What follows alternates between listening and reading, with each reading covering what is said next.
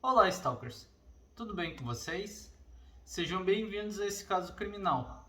Eu gostaria de te convidar a se inscrever aqui no canal para que você tenha mais uma fonte de casos reais no seu diário de crimes reais. Se gostar do vídeo, deixa aquele like que para mim é muito importante, além de me ajudar a crescer o canal e trazer cada vez mais coisas aqui para vocês. Comenta o que você achou do caso e se está gostando dos casos que eu conto aqui para vocês. E por último, e não menos importante, não esqueça de ativar o sininho criminal para que quando eu coloque um vídeo novo, o YouTube te avise em primeira mão que tem caso novo aqui para vocês. Espero que gostem desse caso. O vídeo não tem intenção de desrespeitar as vítimas, seus familiares e amigos. É um vídeo em formato de documentário e todas as informações contidas nele são informações públicas que podem ser encontradas na internet por todos.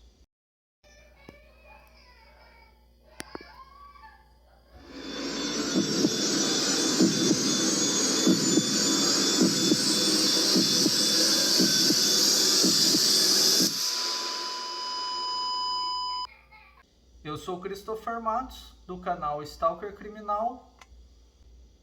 Essa é a verdadeira história do filme Esther. Se você já assistiu, hoje eu vou te contar uma história bizarra sobre a vida real. Clara Mauriova nasceu em Kirin, em 1975. Ela foi uma criança desajustada e com vários distúrbios. Desde jovem, tinha obsessão por misticismo e dizia ouvir vozes, e se comparava com a Joana d'Arc. E ela acreditava ter que servir a uma missão designada por Deus. A sua irmã, 7 anos mais nova, Katerina Mauerova, que era tão perturbada quanto ela, as duas viviam fantasiando sobre grandes feitos que elas iam executar. Viviam planejando coisas, só estavam esperando o momento certo. Já no colégio, os professores e orientadores tentaram alertar os pais que elas tinham algum tipo de distúrbio esquizofrênico, mas sua mãe não ouvia e mudava elas de escola sempre que as loucuras das meninas ficavam em evidência. A mãe chegava até a mudar de cidade por conta da evidência. Existiu um caso que aos 13 anos a Clara tentou asfixiar a irmã com um travesseiro porque após o óbito ela ressuscitaria com os poderes divinos.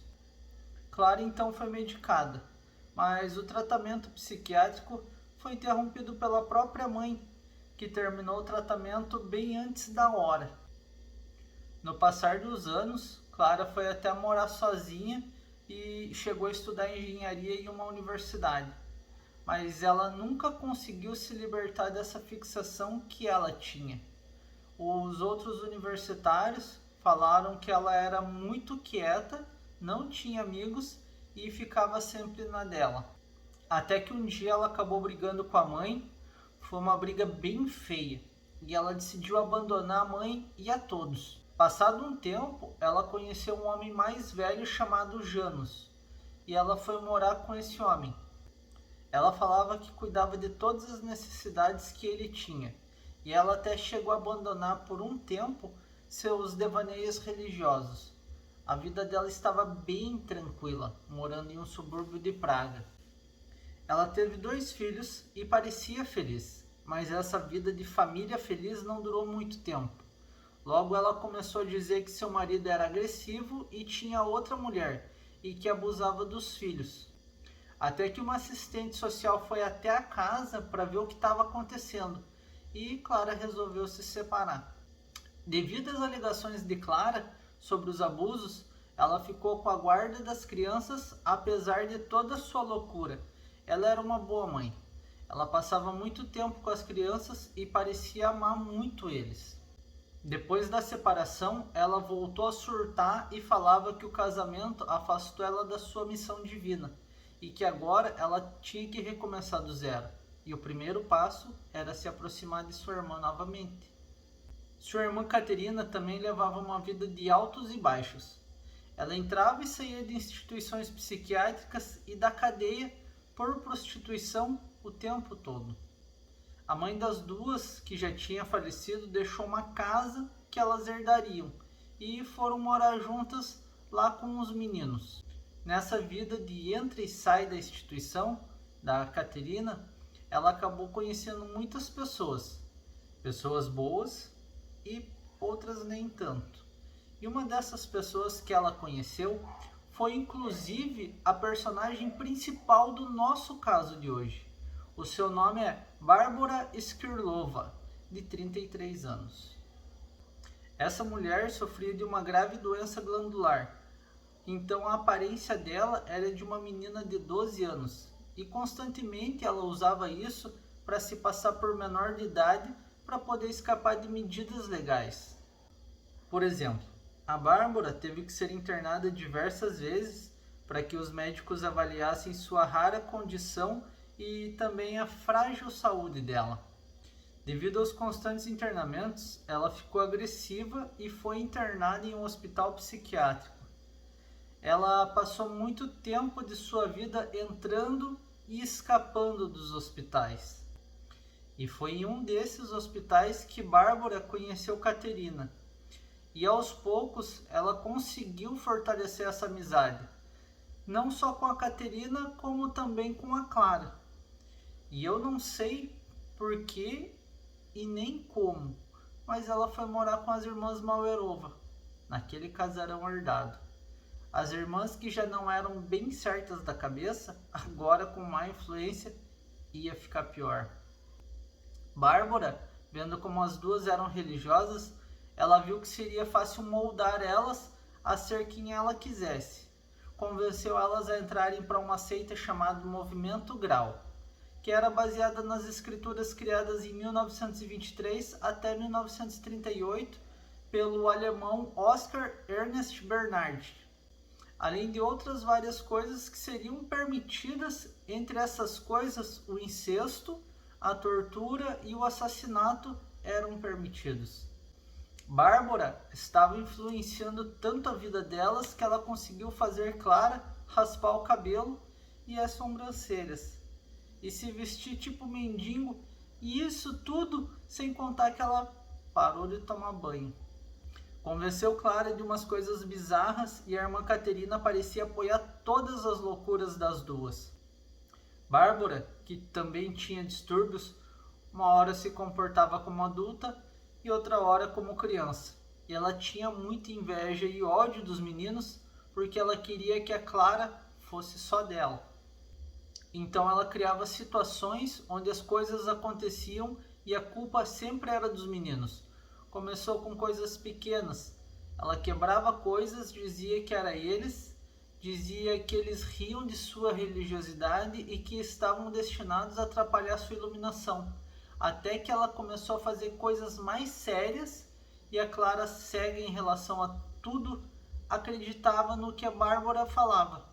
Então passou a castigar seus próprios filhos com surras e chegando a deixar eles sem comida. Clara brigava com eles e as coisas continuavam acontecendo, até que Bárbara falou que a melhor forma era trancá-los, pois assim eles se limitariam àquele espaço e não fariam mais nada. Clara, convencida que era uma boa ideia, encomendou uma jaula a um ferreiro que morava ali perto, e as três mesmas instalaram a jaula no porão de casa, e que os meninos ali presos não teriam mais a possibilidade de se comportar mal. Bárbara os chamava de pequenos demônios e dizia que eles estavam possuídos por entidades malignas. Então elas despiram eles e os prenderam. Imagina a cabeça dessas mulheres. Eles não podiam sair dali nem para ir no banheiro. Eles inclusive dormiam ali. Não saíam para nada. E as irmãs achavam que estavam fazendo isso para Deus e não sentiam remorso. Pouco a pouco, a Bárbara tomou conta da mente delas. Ela falou que as crianças só iriam ser libertas das entidades se fossem torturadas. E mais uma vez, Clara fez o que ela quis. Vocês imaginam duas crianças sem roupa, comendo o que era jogado para eles e sem um cobertor sequer para dormir à noite? Eles aprenderam que era melhor ficar quieto o tempo todo, pois no começo, quando foram presos, choravam e apanhavam muito. Essa Bárbara era tão do mal que ela sentia prazer em orquestrar as sessões de tortura, queimaduras, choques, afogamentos, tudo feito pela mãe e pela tia que não sentiam remorso nenhum. Elas seguravam os braços das crianças para fora das grades e faziam cortes e retiravam o sangue das crianças e misturavam com um vinho. Aí elas bebiam e serviam para os seus convidados, pois os cultos passaram a ser feitos na casa herdada. Os vizinhos repararam a falta dos meninos, e quando perguntavam, a Clara sempre dizia que eles estavam com o pai. Um dia, por descuido delas, os meninos conseguiram fugir e chegaram até o quintal, onde foram recapturados por Caterina e levados para a jaula de novo.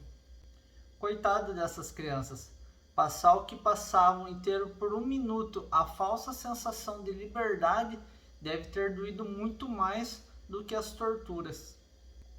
Mas depois do acontecido, a Bárbara falou que era melhor elas comprarem câmeras, para que isso não acontecesse de novo.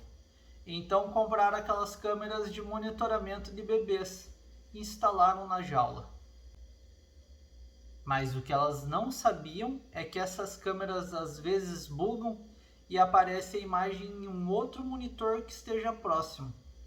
E para boa sorte dos meninos, isso começou a acontecer na câmera do vizinho, que tinha uma câmera igual para monitorar o filho. Esse vizinho começou a ver que de vez em quando aparecia essa jaula e demorou um pouco até associar que eram imagens reais e que estavam vindo da casa vizinha. Ele gravou e mandou as imagens para a polícia, que no dia 10 de maio de 2017 a polícia invadiu a casa e as irmãs Mauerova tentaram de todas as formas impedir a polícia de entrar, até que foram detidas e os policiais chegaram até o porão. Ao chegarem, eles não acreditaram no que viram. A situação era horrível e decadente. Aqueles meninos já estavam presos ali há aproximadamente um ano. Vocês conseguem imaginar ficar quase um ano preso em um lugar sem o mínimo de limpeza e cuidado? O cheiro de fezes, urina e sangue se misturava à sujeira. Era surreal. As paredes tinham sangue e coisas estranhas desenhadas, alguns símbolos religiosos. A cela estava trancada e lá dentro os dois meninos. Um deles já estava desmaiado e o outro estava em estado de choque. Os dois tinham feridas horríveis por todo o corpo. Os meninos tinham feridas abertas e inflamadas. Só que não era só isso que tinha no porão. Escondida, segurando um ursinho, havia uma menina que correu para os policiais e falou que se chamava Annika, que tinha 12 anos e que era filha adotiva da Clara. Os policiais, ao verem que ela estava bem, entregaram ela para uma assistente social que estava do lado de fora e voltaram a cuidar dos meninos, que estavam em uma situação de dar dó e que na verdade eram os únicos que realmente precisavam de assistência, porque a menina com o ursinho era Bárbara, sendo uma ótima atriz novamente. Assim que ela foi levada para fora, ela aproveitou o momento de distração e fugiu. Vocês acreditam? O caso foi um escândalo. Os meninos ficaram internados para tratamento. A mãe e a tia foram a julgamento e as duas alegavam inocência e que a culpa toda era da Bárbara, que tinha feito uma lavagem cerebral nas duas. 3 jurados passaram mal durante o julgamento ao ouvir o filho mais velho depondo contra elas e contando tudo o que a mãe e a tia fizeram para eles. Imagina o sofrimento dos dois meninos tendo que reviver tudo aquilo, mas de uma forma boa, agora eles estavam livres e não voltariam mais para aquele sofrimento. Bárbara foi para fora do país. Ela se refugiou por um tempo na Alemanha, ficando com alguns conhecidos que ela tinha por lá. De lá, ela foi para a Noruega, onde assumiu a identidade de um menino chamado Adam, de 13 anos. Sendo Adam, ela foi adotada por um casal e ficou lá morando com essa família durante 1 ano. Lembrando já que nessa época ela já tinha 35 anos. A polícia então descobriu onde ela estava e ela foi extraditada para a República Tcheca, onde ela foi julgada junto com a Clara e a Caterina. E toda essa doença e psicopatia foi usado no filme A Órfã. E essa é a história real. Clara e sua irmã foram diagnosticadas com um quadro de esquizofrenia grave. Em março de 2009, Clara foi condenada a 9 anos e Caterina a 8 anos de prisão. Já Bárbara foi recolhida a uma instituição para doentes mentais, onde foi submetida a um tratamento com remédios para crescimento e que ela não aceitou, ela rejeitou o tratamento, pois ela pretendia continuar sendo uma criança para sempre. Outro julgamento teve a respeito do tratamento, o qual ela perdeu e foi obrigada a fazer o tratamento. Ela continua confinada em Praga, os meninos foram morar com o pai na Hungria, para sorte deles, graças a Deus. Em muitos países, eles evitam ao máximo expor muitas informações na mídia, por acharem que as pessoas doentes não podem ser expostas por seus crimes, e eles ocultam as reportagens. Por esse motivo, eu não consegui achar muito mais sobre essa história, que eu diria ser no mínimo chocante. E esse foi o caso de hoje. Espero que além de revolta tenham gostado do vídeo. Não esqueçam de deixar o seu like e se inscrever para que nos vejamos no próximo vídeo. Até o próximo vídeo então.